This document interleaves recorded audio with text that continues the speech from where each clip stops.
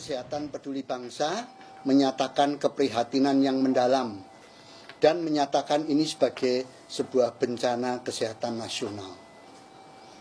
Atas dasar tersebut kami menyatakan sikap 1. Menuntut pemerintah menyatakan hari berkabung nasional dengan memasang bendera merah putih setengah tiang sampai dengan 22 Mei 2019.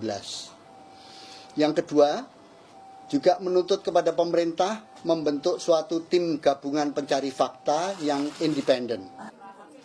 Penetapan Hari Berkabung Nasional dan pembentukan tim pencari fakta independen adalah 2 dari 5 poin yang disuarakan sejumlah dokter yang tergabung dalam komunitas kesehatan peduli bangsa Kamis siang.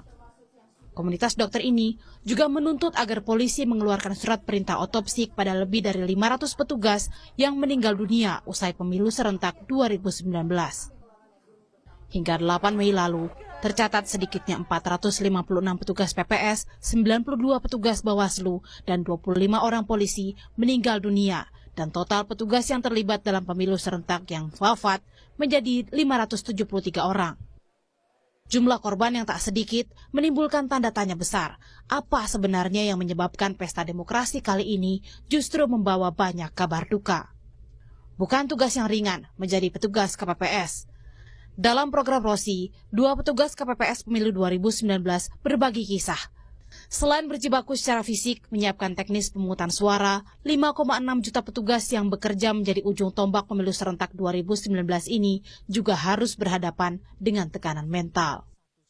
Mental, mungkin kayak walaupun nggak ada tekanan langsung dari seseorang, cuman kita udah dari awal itu merasa tertekan gitu lah. Dari awal merasa tertekan. Beda dengan 2014 Beda lalu. dengan yang 4 kali kami ikuti itu beda dengan sekarang. Apa tekanan apa yang Pak Budi rasakan? Kurang tahu ya, kita apa mungkin ada rasa takut salah, apa takut apa begitu ya selama kita menjadi panitia itu.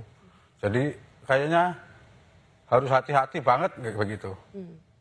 Kita bekerja itu takutnya ya begitu, ada anggapan yang gimana tentang kita gitu loh. Anggapan gimana misalnya? Ya anggapan misalnya kita memilih paslon tertentu gitu kan.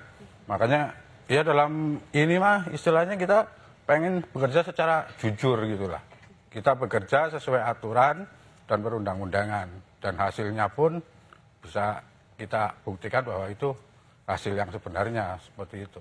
Berapa lembar sih yang ada di hadapan petugas KPPS itu? Kalau rekapannya itu kan kalau masing-masing partai aja ada sekian beberapa istilahnya caleg ya. Yep. Itu ada 16 partai, anggaplah kalau masing-masing partai itu ada 5 caleg. Terus rekapitulasinya itu kurang lebih kita harus ada 6 kali 16 partai, 96 hampir. Itu baru yang partai politik nasional. Kali 5 surat suara.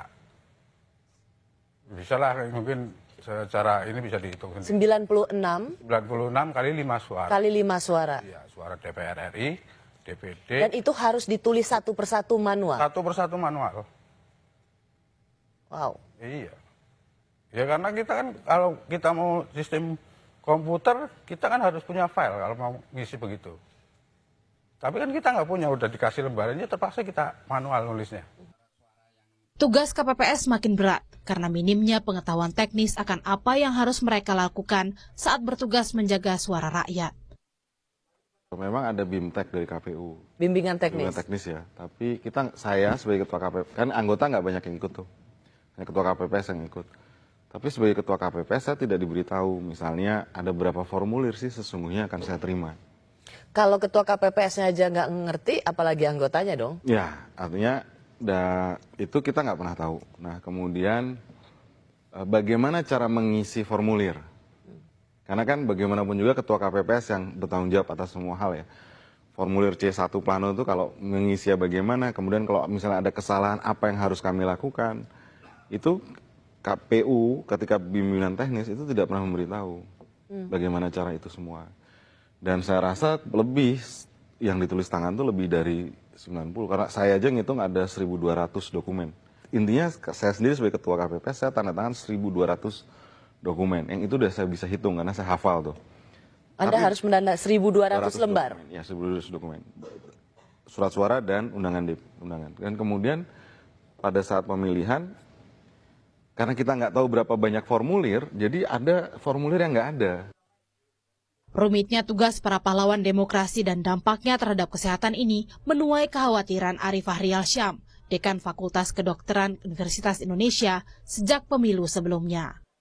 Ketika orang itu melakukan suatu pekerjaan yang cukup berat, maka yang kita harus evaluasi apakah orang ini sehat atau tidak gitu. Jadi saya meninjaunya waktu itu dari sisi prevention, pencegahan. Jadi pentingnya medical check up untuk orang-orang tersebut. Kemudian kita lihat waktu itu memang cenderung bahwa kasus-kasus itu lebih banyak pada umur-umur di atas 40 tahun. Ya, jadi yang menjadi korban tersebut. Nah, kemudian juga faktor yang saya amati adalah bahwa mereka itu harus menyelesaikan tugas dalam waktu singkat, ya, dan juga bagaimana mereka tetap bisa tetap alert gitu untuk bisa menyelesaikan tersebut sehingga mereka mengkonsumsi berbagai macam suplemen waktu itu.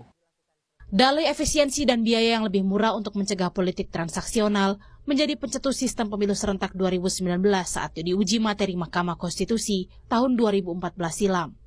Namun, bencana kemanusiaan dalam pemilu ini seharusnya bisa diperbaiki dalam pemilu berikutnya. Tim Liputan, Kompas TV.